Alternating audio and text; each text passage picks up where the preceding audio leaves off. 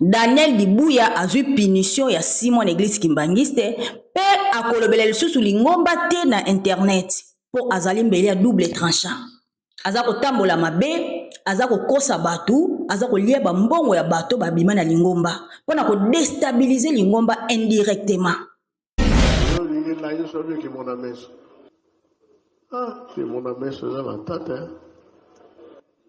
Bizarre, les moutons, c'est quoi, bana. Ah, ça va. Mon côté, j'ai dit, l'homme, la lingomba, oyo, otuna baoyo, bayedina. Bapesi Daniel Dibuya punition na église ya 6 mois. Na nemoko azui punition 2 fois. Na nemoko azui punition 2 fois. Donc si on dit mutu bazo pesa punition na lingomba, allez-y comprendre. Allez-y comprendre. Nayebisaka yo Daniel oyeba anga te. Nayebisaka yo musalo na salaka na misalelaka te. Bino bo misalelaka bo mizuelaki. Menga na mizuelaki te. Ba papa baya koluka nga na vie ya libanda bapesa nga mosala. Ba changer vie na nga bapesa nga mosala moko eza compliqué. Baza ko ningisa mokili. Role ya kimona meso naza kosala yango. Nayebisa ko so ozaka na esprit saint onga oyebanga. Nga moko na bomoto na nga na kosala onga na sala wana te. Poka papa boso na ndo sala ngo ndenga lelo nazate. Mais si on a mérité na ozala boye na zati lelo po eza mabongisa banzambe. Nzambe akomi ko bimisa mabe nyonso ya bato na mpoasa. Azobomba liselo te. Alors nga na jouer rôle na nga o nzamba pesika comme messager, ange akanda, messager. Na yena ba message makasi et puis nazo dévoiler bato yo. Balata kombo ya Nzambe mais na solo te. Bazo ko utiliser kombo ya tata Simoki Mbangu, kombo ya banvoila na mabe. Nga musala nangeza ko dévoiler, nga musala nangeza ki mona meso, ko bimisa bango na mpoasa, bato baza solo te. Na mizuela kite, na yebisa ki oyoka ite. Siko yo ozo ko sala musala na kombo papa Simoki Mbangu kiangani, mais baza ko futo mbongo na bato 26. Daniel Dibuya wa basolele. Daniel Dibuya wa basolele. Bazo futo mbongo na bato 26. Ote ya no papa Simoki Mbangu kiangani na mokili. Mais o critiquer église kimbangiste indirectement. Politique lingombe lingango te. Papa koloba na kati ya nkamba nve Jérusalem ke bana ya mokoto na bana ya Gombe si basomba mana maboko ya Satana. Bazali susu ya biso te. Yo okoya na internet ke bango kutu bazana bango bien, batu moko malamu, balingaka papa Simoki Mbangu kiangani, bandeko na ye. Mais bato si te me yo azo kote ya batu wana. Lingomba pe moniti. Po koma yo kimbangiste, bato église ekomi mikanda na l'état partout. Balobi bien ke bazal sou ba kimbangiste te. Bazal dehors de l'église kimbangiste. Église moko sali 25 ans bakenda, bazalaka na biso te, bato si banvoila te, bato si batata na bango te, bato si programme ya lingomba te, ba respecter chef spirituel et représentant légal te. Mais yo, oye internet, oye la bato ba moral. Ba moral à retenir ki baza batata na biso na ndenge nini. Nzambe tango bwaki Satan na ba ange wana. Est-ce que ba ange ba tikala? Ba kanisa ba ange ba kenda, ba ba koma ba demo bandoki. Bakabwana bango ba kosala vie na bango biso pe to kosala vie na biso. Yo oya ko lakisa mokili ke batu wana batosa te baza ya biso te.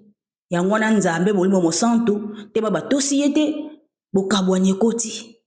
Papa de lungana tika testament maloba ya papa de lungana balobaka biloko amowe nzwa me baloba ne bazwaka te. Ayebisa pasi Simoki Mbangu kiangani ba oya yo ba kolanda yo ba o kolanda yo te baza ya yo te. Nkolo Yesu alobi. Mais yo yela bato moral à retenir pona batata ba kenda. Bato basomba me pa ya Satana baza so ba kimbangiste te. Lingomba emoni ke oza kotambwisa mabe ba pesi yo punition. Première to ba pesa ka yo punition. Bazongisi yo tongo zui grâce ya bato nde balobaki bazongisa bango na lingomba papa apesa ki grâce ya bato yo bapesa ba pénition bazonga yo pozwaka grâce wana ozongi etango ozwi grâce wana ozongi me yebela bonga kaka muna yaka na internet na yaka koloba ke Daniel tala ndenge ozotamwisela maboye te goma kote ya batu wana jamais ezalaka te me ntango ozongi oye lisusu na lolendo ya batu wana mpo na nini mpo ezali programme bapesa yo bafutaka yo mbongo yo oyaka koswaniaka soki papa sima moko yaka na bimisi vérité na bango na mokili yo okoya oswane donc olongoli maloba ya papa oye ko lave ba morale ya bato ntango ozolave ba morale ya bato mpona bato bakenda ba 26 wana nzela ya satana ntango bango bakei koma bakozwa ide ya kozonga papa mona kote baza bien Daniel Dibuya pozo yako lave ba mémoire na bango bazala na bango kuna problème ezate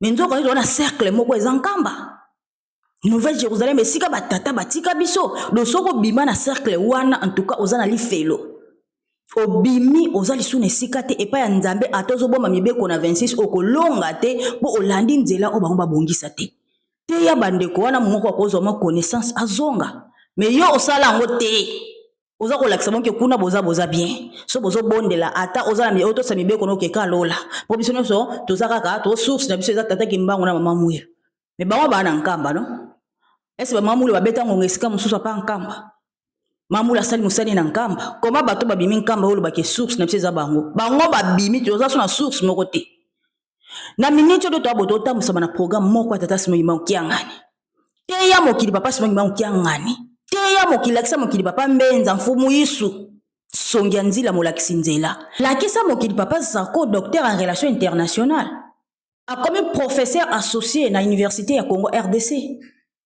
bato kolobende bango wana po bango nde bapapa toza na bango na kamba Nouvelle Jérusalem donc sikoyo longola papa mbenza olongola papa Zako ozomema bato na bato bakenda tango yo lave ba moral ya bato na bato bakenda batosa te bakenda na nzela mosusu. Donc, église kimbangiste pe kolinga ote.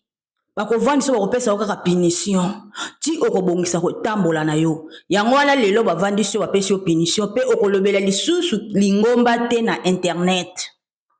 Lingomba si comprendre yo. Papa to suki wapi. Ba hypocrite lokola bino en tout cas bono bimaka na mpoasa. Oza yo moko te boze ebele. Boza ebele. Tellement za mozimbi sine longi bato malamu.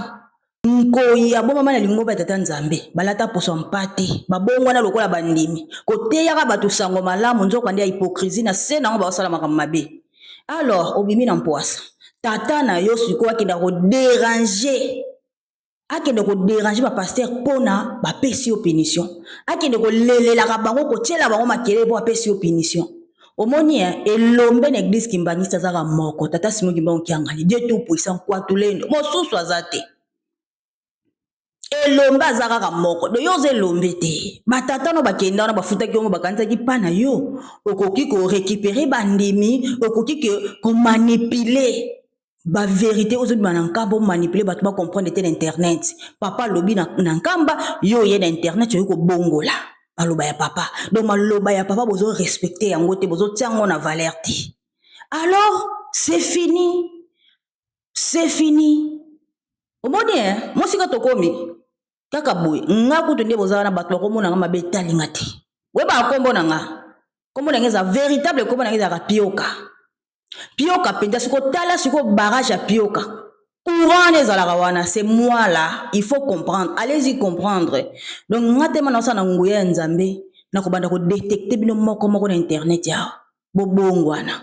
Po troisième vague zo ya division de l'église kimbangisi bato nyoso batosaka te bandoki bato ya mabe bademo bamiyibi papa so bimisa bango na lingomba bana na ye o bazali banda ba vrai kimbangisi o ya ba non kimbangisi bazali banda bazo kozwa bisika na bino bato ba bozo comprendre maloba ya nzambe te bazo ya nzambe nga récupérer bana ni o bazaki libanda po kokisela biso bilaka po bino na bilaka ekosimba te fo bo bima po bilaka ekokisama tango na bino ekoki. Tozali kokende na suka ya likambo. Qui vivra verra, la vie me donnera raison. Ciao, ciao.